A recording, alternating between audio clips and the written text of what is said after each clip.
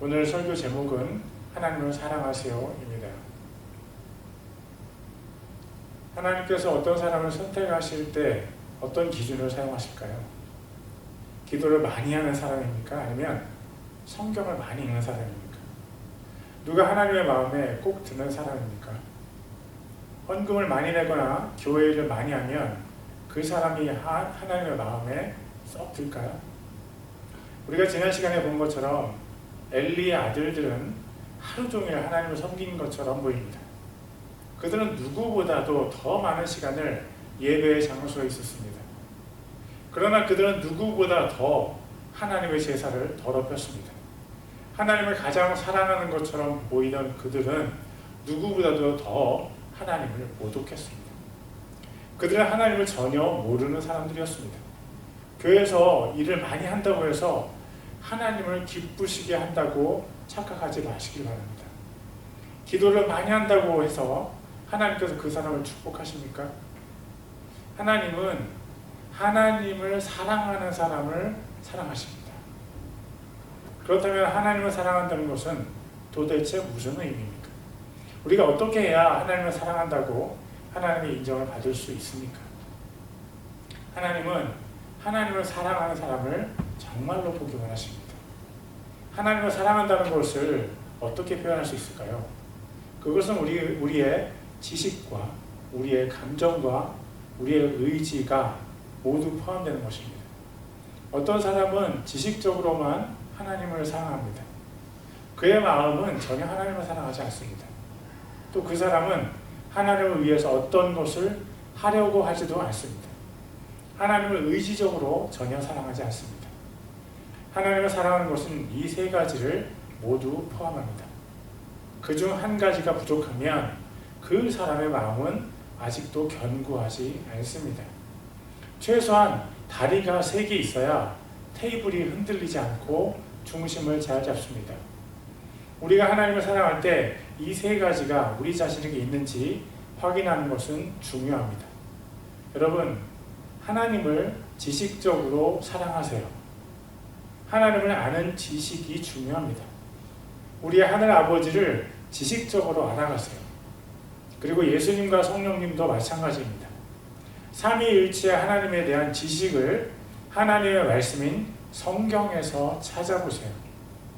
여러분에게 하나님을 향한 지식적인 사랑이 없으면 여러분은 마귀에게 쉽게 미혹될 것입니다. 하나님을 지식적으로 사랑하세요.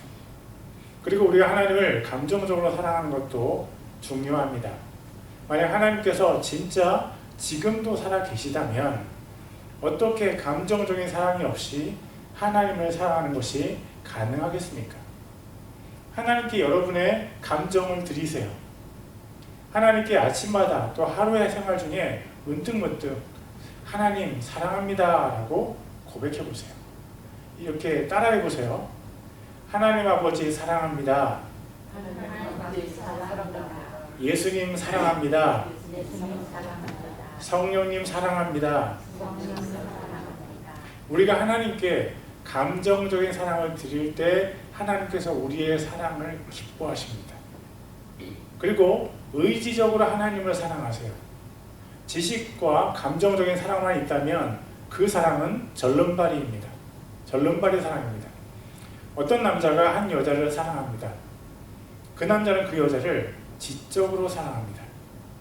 그 여자를 알아가는 것이 그 남자의 기쁨입니다. 그 여자와의 대화를 나누는 것도 그 여자를 향한 탐구의 한 가지입니다. 남자는 여자를 지적으로 사랑합니다. 그리고 남자는 여자를 감정적으로 사랑합니다. 하루에도 불쑥불쑥 여러 번 그 여자 생각이 나서 그 여자를 간절히 보고 싶어 합니다. 그러나 그 남자에게는 그 여자를 향한 의지적인 사랑이 없습니다. 남자는 여자를 보고 싶어 하지만 절대로 무리스럽게 여자에게 달려가지 않습니다. 그리고 남자는 자기 재정 관리를 잘하는 사람입니다. 그는 절대로 여자를 위해서 쓸데없는 돈을 사용하지 않습니다. 곧 시들어버릴 꽃다발을 사는 것은 그 남자에게는 일종의 낭비입니다. 또 여자를 위해서 값비싼 선물을 하는 것도 남자에게는 금기입니다. 여자와 시간을 보내기 위해서 자신의 소중한 시간을 사용하는 결정은 남자가 보기에는 어리석은 것입니다. 만약 이런 남성이 있다면 그는 그 여성과 결혼에 성공할 수 있을까요? 제가 보기에는 그 남자가 결혼에 성공할 확률은 많지 않습니다. 그리고 그가 설사 결혼에 성공한다고 할지라도 그의 결혼 생활은 행복하기가 매우 어려울 것입니다. 왜냐하면 그에게는 의지적인 사랑이 부족하기 때문입니다. 사랑에는 의지적인 부분이 필수적입니다. 여자를 위해서 자기 자신을 희생하는 의지가 없다면 어떤 여자가 그 남자의 사랑에 감격하겠습니까? 하나님을 사랑하려는 많은 사람들이 어떤 부분에서 부족한 경우가 있습니다. 저는 하나님을 감정적으로 사랑하는 것이 정말 어려웠습니다. 제가 선교사로 갈 정도로 저는 하나님을 의지적으로 사랑했습니다. 물론 저는 하나님을 지식적으로 먼저 사랑했지요. 성경을 많이 읽고 성경 공부도 아주 많이 했습니다. 하나님이 누구이신지 알아가는 것이 저의 큰 기쁨이었습니다. 그런데 하나님을 향한 저의 감정은 언제나 그렇게 차가울 수가 없었습니다. 제가 하나님을 감정적으로 사랑하기 시작한 것은 오래되지 않았습니다. 제가 하나님을 감정적으로 사랑은 정말 오래되지 않았는데요. 여러분 하나님을 사랑하십니까? 저는 여러분이 하나님을 사랑하기 때문에 이 자리에 앉아있다고 생각합니다. 그런데 그렇다면 하나님을 향한 여러분의 사랑이 지식적인 부분이나 감정적인 부분 또는 의지적인 부분에서 모두 만족이 되십니까? 하나님은 살아계시고 인격이십니다. 하나님은 감정이 있으시고 의지도 있으시며 지식도 있으십니다. 그 모든 부분에서 우리와 사랑을 나누려고 하시는 분이 바로 하나님이십니다. 저는 우리 모두가 이 세 가지 부분에서 고르게 성장해서 온전히 하나님을 사랑하기를 원합니다. 그런데 제가 말하지 않은 또 한 가지 부분이 있습니다. 그것은 영적인 부분입니다. 영적인 사랑. 여러분 아십니까? 우리 모두는 영적인 존재입니다. 세상 모든 사람들이 영적인 존재입니다. 차이가 있다면 어떤 사람들은 영적으로 살아있고 또 다른 사람들은 영적으로 죽어 있습니다. 창세기 2장 7절입니다. 주 하나님께서 땅의 흙으로 사람을 지으시고 생명의 숨을 그의 콧구멍에 불어넣으시니 사람이 살아있는 혼이 되니라. 여기서 숨이라고 번역된 단어는 숨 또는 영으로 성경에서 번역되었습니다. 욥기 34장 14절 읽겠습니다. 그분께서 만일 자신의 마음을 사람 위에 두시고 그의 영과 그의 숨을 자신에게로 거두신다면, 하나님께서 사람에게 영과 숨을 주셨습니다. 이것은 영의 생명과 육의 생명 모두를 말하는 것입니다. 저는 이 부분에서 하나님께서 우리를 영적인 존재로 창조하셨다는 것을 말하고 싶습니다. 우리는 본래부터 영적인 존재였습니다. 우리가 하나님을 대적해서 죄를 지었기 때문에 우리의 영의 생명은 죽어버리고 말았습니다. 그러나 우리가 예수님을 믿었을 때, 예수님의 십자가와 부활이 우리에게 믿어졌을 때 우리는 새 생명을 얻었습니다. 우리가 다시 영적으로 살아난 것은 오직 예수님의 피가 우리의 죄를 깨끗하게 씻어 주셨기 때문입니다. 요한일서 1장 7절입니다. 그러나 그분께서 빛 가운데 계신 것 같이 만일 우리가 빛 가운데 걸으면 우리가 서로 교제하고 또 그분의 아들 예수 그리스도의 피가 모든 죄에서 우리를 깨끗하게 하느니라. 예수님의 피로 인해 죽었던 우리의 영이 되살아났습니다. 예수님의 피로 인해 우리는 하나님의 자녀로 다시 태어났습니다. 그렇다면 왜 우리는 영적인 존재로 창조된 것입니까? 그것은 우리를 창조하신 하나님께서 영이시기 때문입니다. 요한복음 4장 24절입니다. 하나님은 영이시니 그분께 경배하는 자들이 반드시 영과 진리로 그분께 경배하지니라 하시니라. 하나님은 영이십니다. 그리고 우리도 영적인 존재입니다. 그렇다면 우리가 하나님을 사랑할 때 육적인 또는 정신적인 차원으로만 제한되어서는 안 됩니다. 우리는 영적으로도 하나님을 사랑해야 합니다. 하나님을 향한 우리의 사랑이 세 개의 다리를 가져도 너무 좋지만 영적인 사랑이라는 또 다른 다리 한 개를 가진다면 그 사랑은 비로소 완벽해집니다. 네 개의 사랑의 다리를 가진 우리는 비로소 하나님을 온전하게 사랑할 수 있습니다. 그렇다면 우리가 하나님을 영적으로 사랑한다는 것은 무슨 뜻입니까? 그것은 성령 하나님께서 우리 위에 임재하시고 우리를 가득 채우신다는 뜻입니다. 성령 하나님께서 우리의 본성을 덮으실 때 우리는 하나님의 성품을 가지게 됩니다. 성령 하나님께서 우리에게 말씀하시고 우리를 품어주실 때 우리 위에 하늘이 우리에게 열립니다.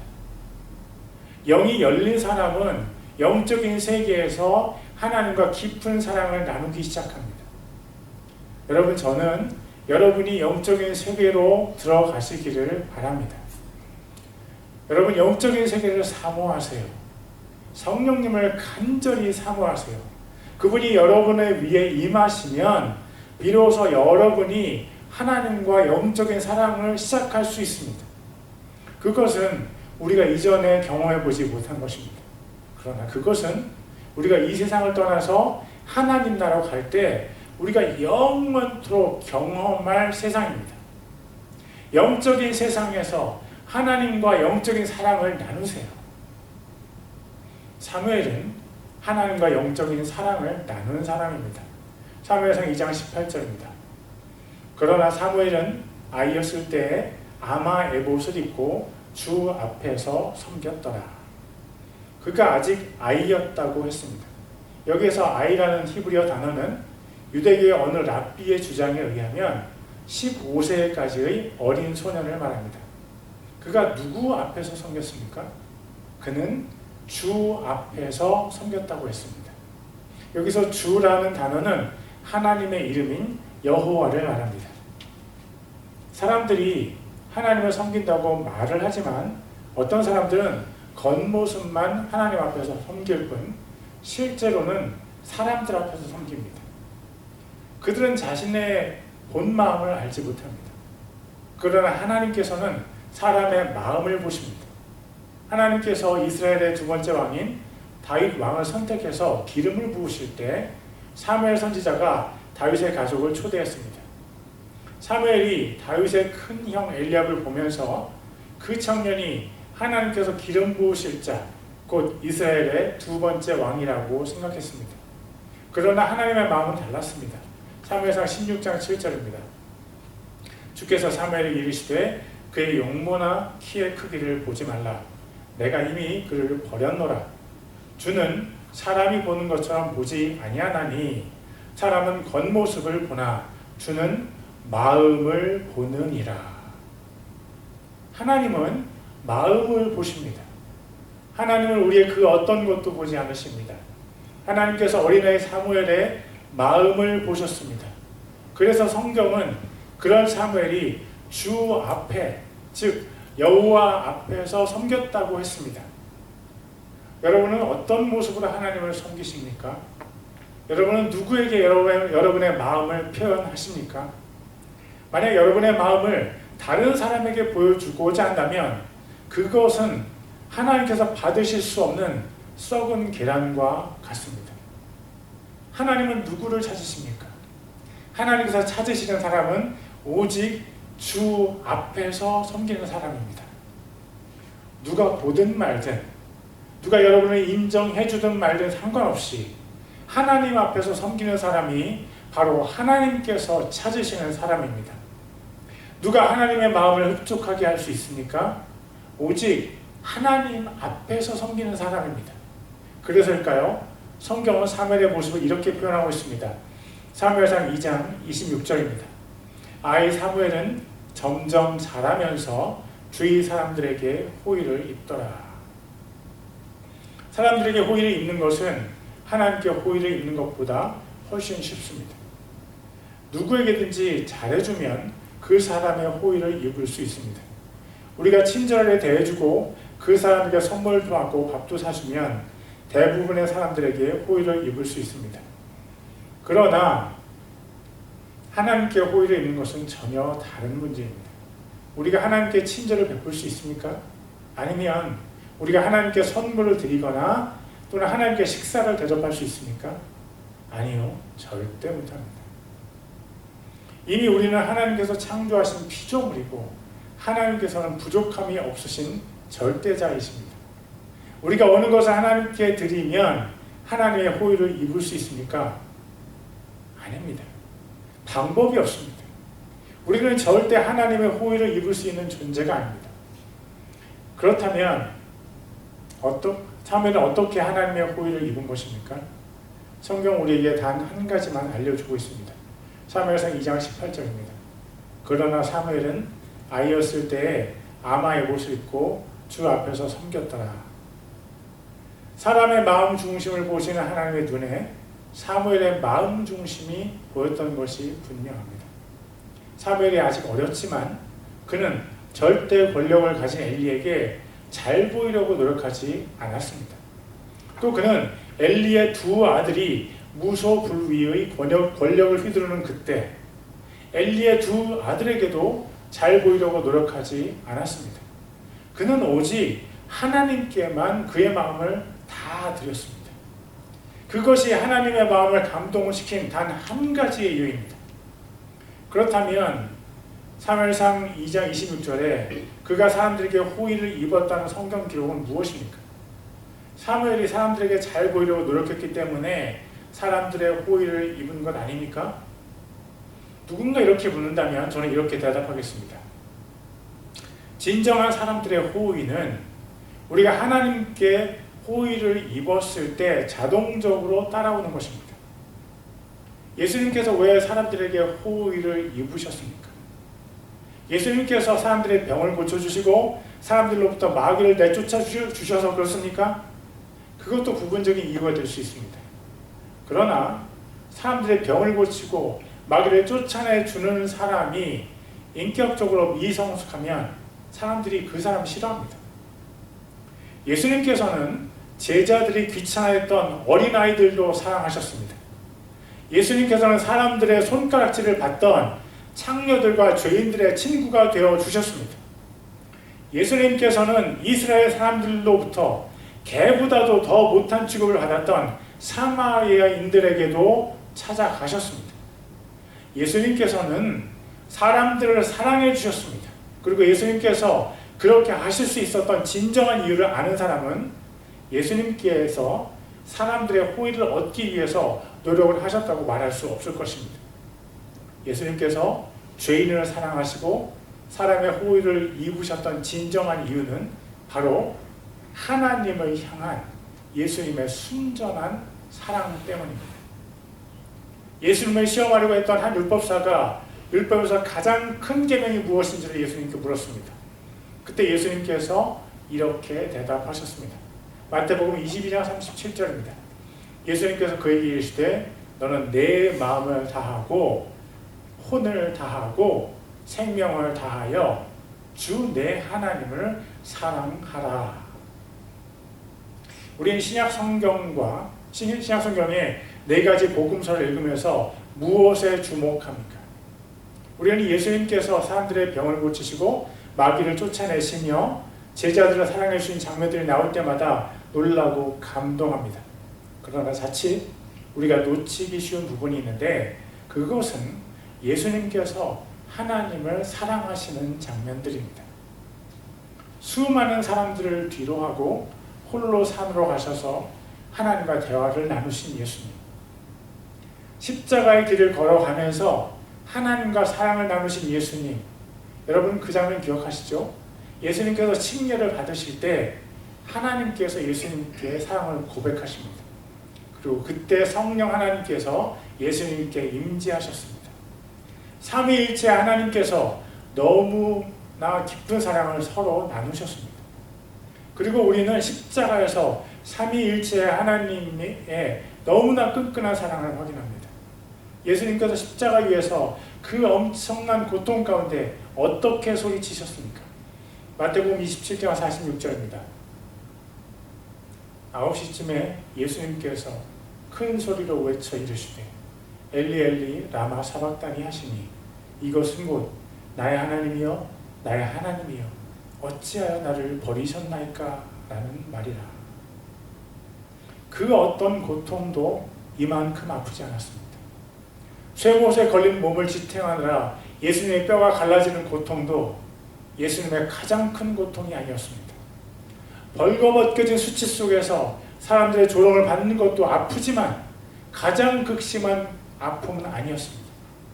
종교 지도자들 뿐만 아니라 자신의 일생을 바쳐서 가르친 제자들로부터 버림을 받은 것도 이 아픔에 비하면 아무것도 아니었습니다.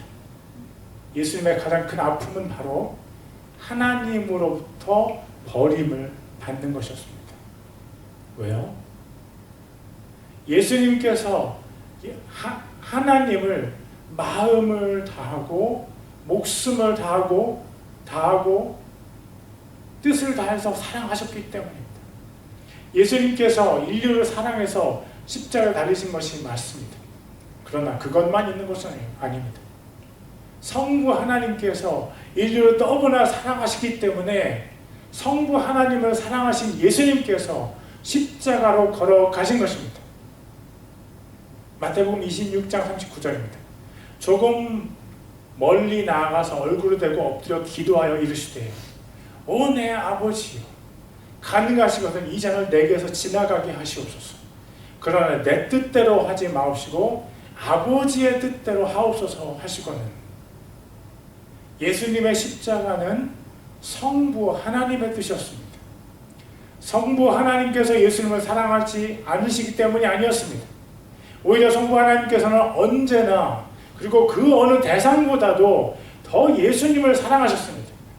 그러나 예수님께서 십자가에서 인류의 죄값을 대신 치르셔야만 인류가 새 생명을 얻을 수 있기 때문에 성부 하나님께서 예수님을 십자가의 길로 인도하신 것입니다. 십자가는 성부 하나님의 뜻이었습니다. 인간의 몸을 입으신 예수님의 뜻은 성부 하나님의 버림을 받지 않는 것이었습니다. 지옥이 무서워서가 아니었습니다. 예수님은 성부 하나님과의 단절로 인해 다른 어떤 것으로 받는 형벌보다 더 큰 형벌을 받으셨습니다. 그만큼 예수님께서 성부 하나님을 사랑하셨습니다. 인류를 향한 사랑보다 몇 천만 배 더 예수님께서 성부 하나님을 사랑하셨습니다. 예수님께서 왜 구세주가 되실 수 있었습니까? 성부 하나님께서 왜 예수님을 만주의 주시요 만왕의 왕으로 세우셨습니까? 답은 오직 한 가지뿐입니다. 성부 하나님께서 성부 하나님을 향한 예수님의 사랑을 보셨기 때문입니다. 세상도 사랑하지 않고 사람에게 인정받는 것도 원하지 않고 오직 하나님을 사랑하신 예수님이셨습니다. 그 예수님의 사랑이 십자가에서 피가 되어서 흘러내렸습니다. 그 피는 인류를 향한 사랑임에 분명하지만 그 전에 성부 하나님을 향한 사랑이 더 큰 동기입니다. 예수님께서 어떻게 마귀의 시험을 통과하셨습니까? 성부 하나님을 사랑하셨기 때문입니다. 예수님께서 어떻게 그 고난의 사역을 감당하실 수 있었습니까? 예수님께서 하나님을 사랑하는 힘으로 그 고난의 사역을 통과하셨습니다. 예수님께서 어떻게 십자가를 향해 담담하게 걸어가셨습니까? 예수님의 눈이 오직 하나님만 바라보셨기 때문이었습니다. 예수님께서 어떻게 가장 낮은 지옥의 고통을 견디셨습니까? 우리가 상상할 수 없는 극심한 고통 속에서도 예수님께서는 하나님을 사랑하셨기 때문입니다. 가장 낮은 지옥은 예수님 안에서 불타는 하나님의 사랑을 소멸할 수 없었습니다. 십자가와 지옥으로 예수님은 자신이 얼마나 하나님을 사랑하는지를 증명하셨습니다. 예수님은 마음을 다하고 혼을 다하고 생각을 다해서 아버지 하나님을 사랑하셨습니다. 성경에는 예수님을 닮은 사람들이 많이 등장합니다. 모리아산에서 100세가 훨씬 넘어서 힘이 없는 아버지 아브라함의 손에 자신의 생명을 맡긴 이삭은 십자가 달리신 예수님을 닮았습니다. 그리고 오늘 우리가 보고 있는 사무엘도 예수님을 닮았습니다. 예수님의 눈이 항상 성부 하나님을 향했듯이 사무엘의 눈도 언제나 하나님만 바라보았습니다. 그리고 그가 정말 예수님을 닮았다는 것은 이 구절 때문입니다. 사무엘상 2장 26절입니다. 아이 사무엘은 점점 자라면서 주와 사람들에게 호의를 입더라. 예수님을 묘사한 의사 누가의 기록도 보시죠. 누가복음 2장 52절입니다. 예수님께서 지혜와 키가 자라며 하나님과 사람에게 더욱 호의를 입으시더라. 사무엘도 예수님도 성장하면서 하나님과 사람에게 더 호의를 입으셨습니다. 우리는 사람의 호의를 입는 방법도 여러 가지로 연구합니다. 그것을 일명 처세술이라고 합니다. 그러나 세상적인 처세술은 어떤 면에서 눈 가리고 아웅하는 것입니다. 하나님께서 온 세상의 창조주시라면 우리는 하나님의 말씀에서 해답을 찾아야 합니다. 그것을 우리는 진리라고 합니다. 사람의 호의를 어떻게 얻을 수 있습니까? 성경은 정말 엉뚱한 방법을 우리에게 제시합니다. 사람의 진정한 호의를 얻는 방법은 오직 하나님만 바라보는 것, 오직 하나님만 사랑하는 것입니다. 뭐라고요? 목사님 어떻게 그렇게 답답한 소리를 하십니까? 하나님만 아는 사람들이 얼마나 이기적이고 괴짜인데요. 우리에게 그런 사람이 되라고 요구하는 겁니까? 네, 맞습니다. 하나님만 사랑하는 사람은 분명 사람들로부터 많은 비난을 받습니다. 제가 대학교를 졸업하고 회사에 들어갔는데 그 회사 사람들이 술을 많이 먹었습니다. 제가 술을 먹지 않았더니 직장의 상사 중에 어떤 분은 회사에 회식이 있을 때마다 제 뒤통수를 1년 반 동안 때렸습니다.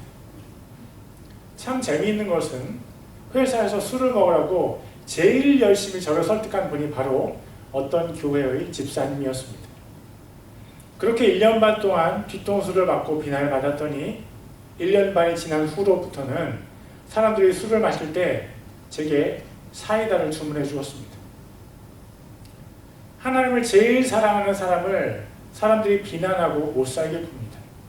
그러나 어떤 시간이 지나면 그 비난이 칭찬으로 변할 수 있습니다. 하나님을 제일 사랑하는 그 사람이 사람들에게도 친절을 베풀면 그렇게 변할 수 있습니다. 그렇지만 항상 그런 것은 아닙니다. 우리가 하나님을 가장 사랑한다고 해서 우리를 향한 비난이 곧 끝나지 않을 수도 있습니다. 또는 우리가 죽을 때까지 그 비난이 사라지지 않을 수도 있습니다. 우리는 그런 경우를 예수님께로부터 확인할 수 있습니다. 예수님께서는 그 누구에게도 사랑을 제한하지 않으셨습니다. 그러나 예수님을 향한 비난과 공격은 날이 갈수록 그 강도를 더해갔고 결국 예수님께서는 십자가에 달려 죽으셨습니다. 여러분 아십니까? 진정한 하나님의 사람은 이 세상을 사랑하지 않습니다. 그는 자신의 목숨도 하나님께 드립니다.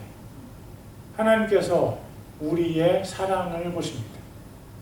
십자가는 성부 하나님께 드린 예수님의 사랑이었습니다. 당신은 하나님께 어떤 사랑의 증표를 드리셨습니까? 당신은 하나님을 위해서 무엇을 포기해 보셨습니까? 당신은 하나님을 사랑한다는 이유로 어떤 고통을 선택해 보았습니까? 누가 하나님을 향한 당신의 사랑을 증언할 수 있습니까?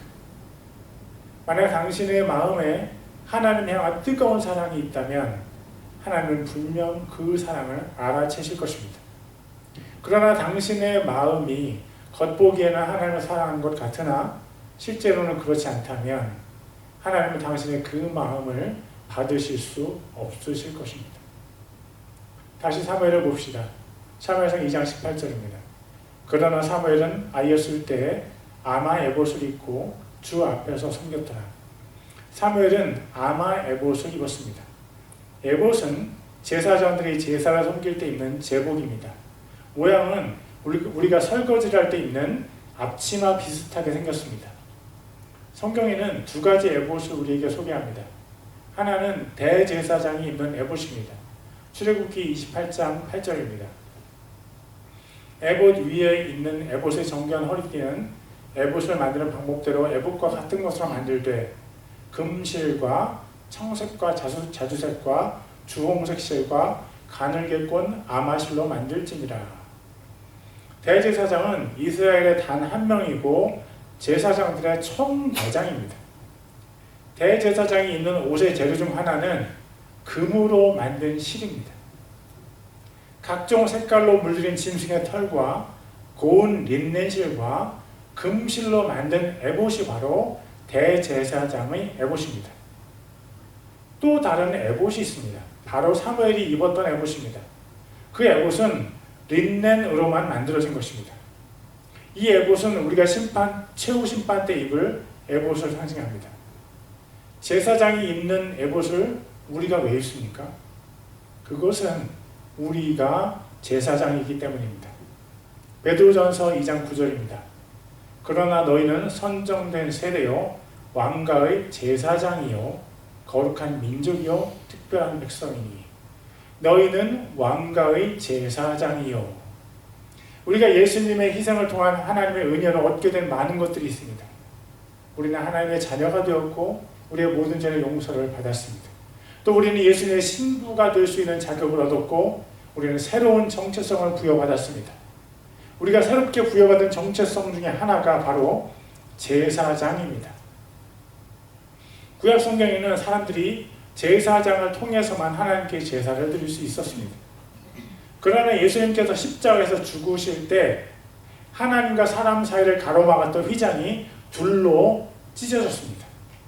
예수님께서 하나님과 사람 사이를 가로막은 장막을 제거하셨습니다. 그래서 예수를 믿는 사람은 다른 사람을 통해서 하나님께 나아가지 않습니다. 예수님을 믿는 사람은 자기가 직접 하나님과 대화할 수 있게 됩니다. 그것을 전문 용어로 만인 제사장이라고 합니다. 만인 제사장. 예수님을 믿는 모든 사람이 제사장이 되었다는 말입니다. 그렇다면 우리가 정말 나중에 에봇이 입게 되나요?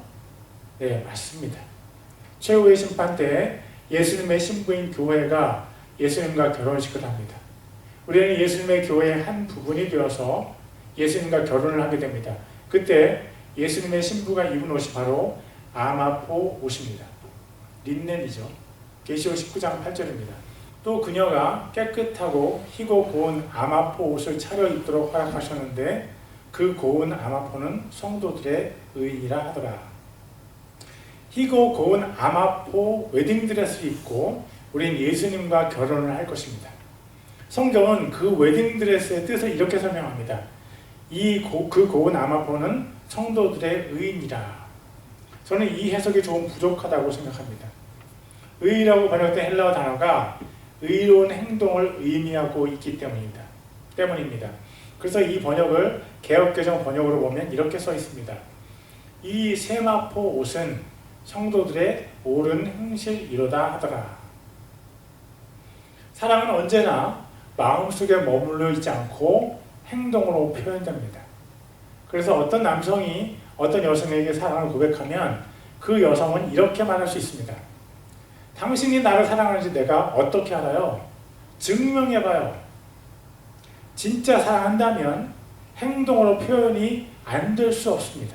그래서 예수님께서 이렇게 말씀하셨습니다. 요한복음 14장 21절입니다. 내 명령을 가지고 지키는 자가 나를 사랑하는 자니 나를 사랑하는 자는 내 아버지께 사랑을 받을 것이요 나도 그를 사랑하여 그에게 나를 나타내리라 하시니라. 예수님께서는 십자가를 통해서 성부 하나님께 대한 자신의 사랑을 나타내셨습니다. 사무엘은 오직 하나님만 섬김을 통해서 하나님께 대한 자신의 사랑을 표현했습니다. 하나님을 진정으로 사랑하는 사람은 반드시 그의 삶에 하나님을 향한 사랑의 흔적이 남습니다. 하나님께서 마음 중심을 보신다고 말씀하시면서 왜 우리의 행동에 따라 우리를 심판하십니까? 행동은 마음이 표현되는 캔버스입니다. 우리의 삶에 우리의 마음의 어떠함이 반영됩니다. 나 자신이 하나님을 사랑하는지 알 수 있는 방법이 있습니다. 내가 하나님의 명령을 지키고 있는지를 확인해 보면 됩니다.